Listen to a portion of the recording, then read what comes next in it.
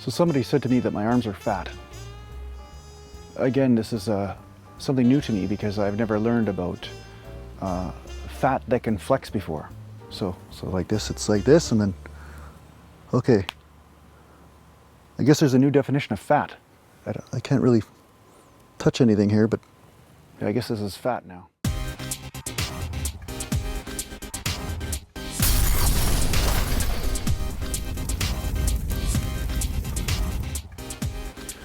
Somebody wrote me and asked how many repetitions should they be performing during their sets for optimal muscle growth. Now, in my experience, all rep ranges are necessary, all rep ranges. But there are some ways that you can perform your sets to be a little bit more safe and to avoid some injuries that may come about. Because most of us have experienced this. When you first start in the gym, you go in there and you start to lift as heavy as you can, and the more weight you can pile on the bar, the better, even if you can only get 1 or 2 reps from this. This is not actually a smart way to train because it's not causing your body to adapt. It's just really straining the joints, and at some point you will actually receive an injury from this. And I saw this with my childhood friends when I started training when I was 14 years old. After a year or so, I had gotten some results, and then my friends would come over to my house and train, and I'd be doing the 10 reps per set, and then the first thing they wanted to do was try their maximum lift to see if they could beat me, and every time they came over, this is what they would do. It would be a testing ground. They'd always be trying. And of course, every single one of them, after 2 or 3 months of doing this, would have an injured shoulder or a messed up knee, or something would not be working properly. They'd have bursitis or some sort of problem. So they'd have to stop training altogether. So in that tradition, as I trained, the ego always comes and goes in this whole paradigm of bodybuilding. I'd be testing myself, lifting maximum weights for 1 or 2 reps, and testing myself constantly to see if I was progressing on my one rep max, or the PR, the personal record, or whatever. And what started happening was I was getting more injured than I was actually getting results. So after getting injured about 20 or 30 times, I started to realize that this was not the smartest way to train the body, okay? So just to let you know out there, because a lot of you have probably been watching videos of powerlifters lifting exorbitant amounts of weight and everything. The way a powerlifter usually trains is that they don't train to failure. If they're gonna do a set of only 5 reps, or 4 reps, or 3 reps, they usually have a few more reps left in the tank, okay? Now, why do they do this? The reason why they'll perform 3 reps when they could probably easily perform 5 is because they don't want to create an unstable environment with extreme weight. Okay, when you're going to get injured is when you are unstable and then you have a weight that is close to your maximum. That's when something's going to tear, pull, or you're going to, tweak something. Okay, so a powerlifter wants to be used to using this weight, so he creates absolute perfect stability. Okay, with this weight. So he's working on the nervous system. He's working on to make sure that the groove is perfect, so that way there's no chance of injury, there's no risk, okay? Or very little risk anyway, or lower the risk.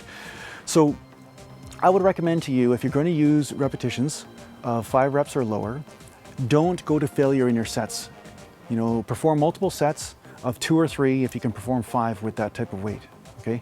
Now, when you start to get up into the rep range of 15 or 20 or 25, 30, by all means go to failure, because you're not as much risk of injury when you hit instability in the exercise, okay? Because we all hit that sometimes. One side goes up more than the other, or you shake or rattle, or your feet move around on bench press or squat. You may notice that there's just a bit of strain.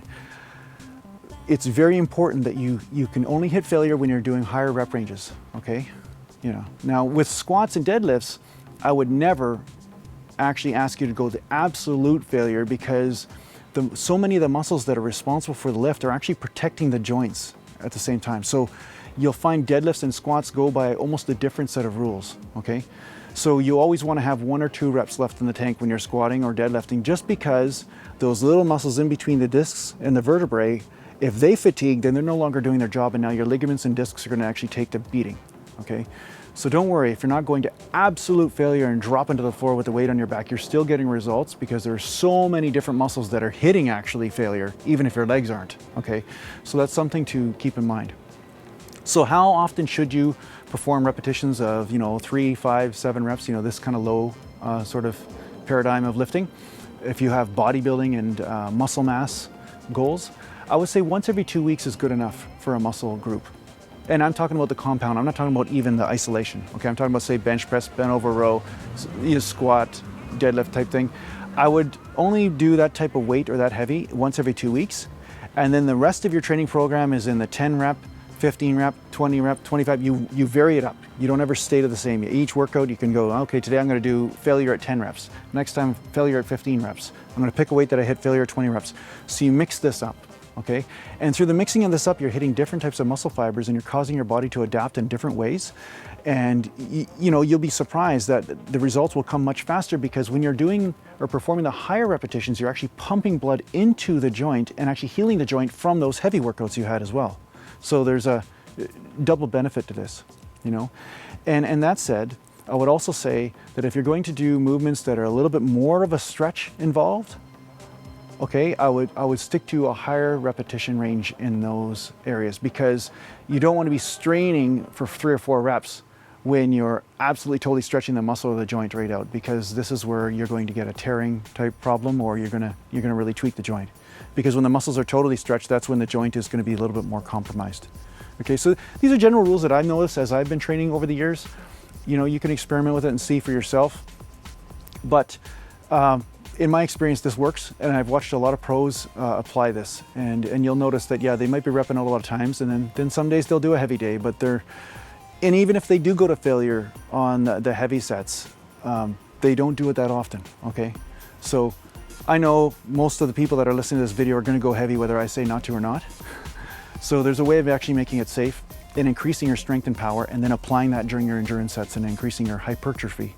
So I hope this helps you, and yeah, let's get on with the workout.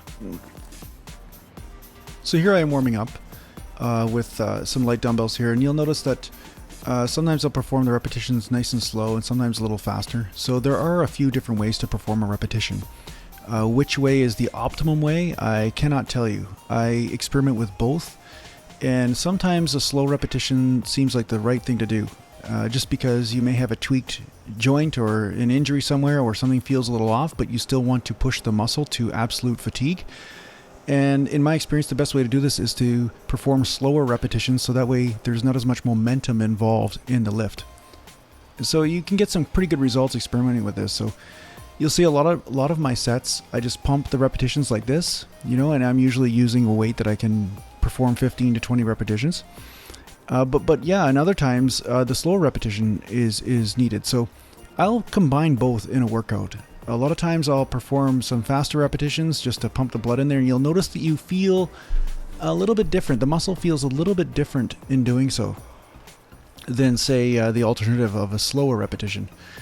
But the slower repetition will also fatigue different muscles. So like I said, I can't really tell you what is the best way to perform repetition. Just mix them both up in your training. So as you can see, now, the one thing to consider is when you can only perform 6 repetitions of a weight when you're performing slow repetitions, that's really equivalent to around a 20 repetition set, because you're really holding the weight in a very strict form, and the muscle is fatiguing. It's more about time under tension, as they say. So how long is your muscle under tension during the set? That's really the real big indicator of what type of intensity you are performing the set, and what type of percentage of your 1 rep maximum. I guess that's the best way to say it. So yeah, experiment with both ways, and I would really invite you to try it out. I mean, of course your ego will take a beating, because when you perform slower repetitions, you'll have to lower the weight. But if you want muscle mass gains, some muscle groups really seem to respond well to slower repetitions. One of those muscle groups seems to be biceps for some reason. And I have a feeling it's because there is so much momentum usually involved in the lifting with bicep exercises that takes the stress off the bicep. So, that's just definitely a great place for you to start, is use some really light weight and really slow down those repetitions with your bicep training, and you'll notice quite a result. And the burn is it's unbelievable. And the pump too. So yeah, it's definitely worth a try.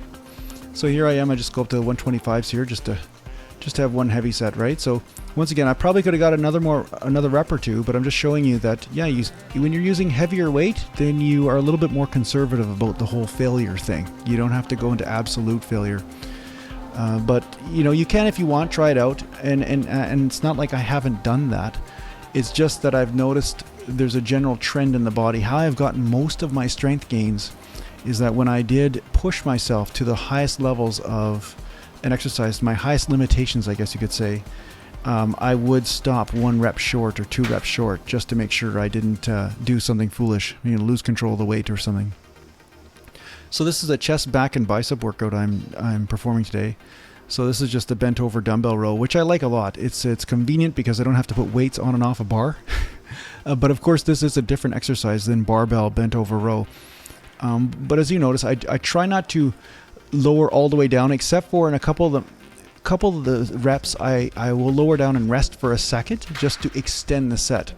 But my goal is to keep the tension on the back as long as possible. And how I do this is I don't extend my elbows or lock them out all the way, or I don't bend over more, you know, like some people, they'll try to reach down to the floor. I kind of keep my back locked in a certain position, and then I just pump the reps and keep the repetition, the tension constantly on my lats and my traps. And so you'll notice here and there, see, I rest a couple just to get a couple more extra, but that's not how I perform every repetition.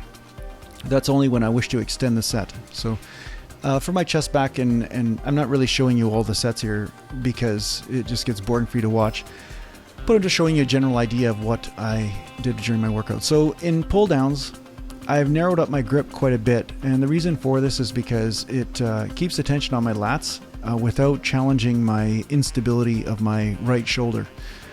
So I will do some wide grip pull downs here and there, but I like to keep my grip narrow because I want my muscle to fatigue, not the instability of my joint to indicate to me to stop the set. So here I am just performing the reps like, you know, this is more a faster type of repetition I'm performing here. And again, you'll notice that sometimes a little bit of momentum comes in, and you know, there's a big theory out there by a lot of people that momentum is all bad.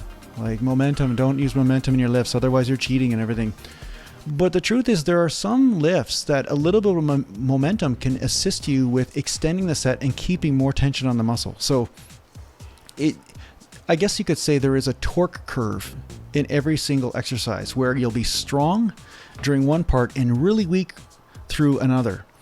But adding a little bit of momentum assists you in changing the dynamic and how that tension occurs on the muscle. So as long as it's within reason, just to extend the set, it can really assist you in pushing your muscles through barriers.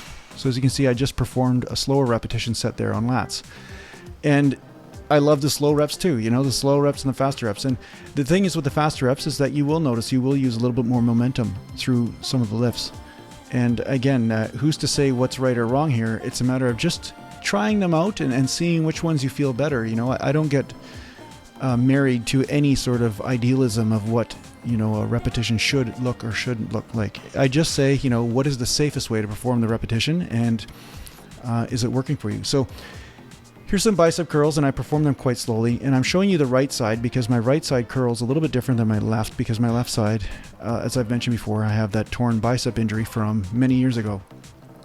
So I'm performing the repetitions nice and slow, and I just love dumbbell curls like this because it really seems to activate the bicep. There's no momentum. It's just me and the burn, just becoming one with each other. There's really no, there's no momentum coming into it. Although you will notice once I hit failure, or once I get closer, then I will cheat and use a little bit of momentum to extend the set, you know, because this really assists with really pushing that bicep into absolute failure and to causing an adaptation. But as you notice, I'm not using a lot of weight, just 20 pounds, 25 pounds. Once you start slowing down the momentum, it's amazing how little weight you need to use. So here I'm just using the 25s. And like I usually perform the curl, I have them slightly externally rotated because I notice that it keeps the tension on the bicep and off the shoulder, and it seems to stretch the bicep head out a bit. So by externally rotating the arms, it keeps the tension on that bicep, so I'm not ever relaxing the biceps through the whole set. See, I'm not ever straightening the arm when I lower the weight. See, there you go, and then it comes up again. See? So this is why it burns so bad. This is because I'm not giving myself a break.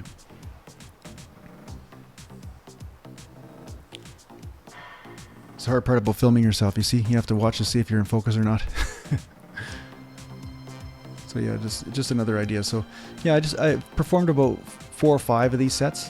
And now I'm turning just to give you an idea of the different biomechanics because of the torn bicep. As you can see, it's pulled up a little bit. So because the bicep is attached in a different place, it is causing shoulder movement during the bending of the elbow. So this isn't because I'm doing this on purpose. It's just the natural way my arm moves now when I flex the bicep, because the bicep is involved in lifting the arms anteriorly. It is involved in that lift. It's not just about bending the elbow.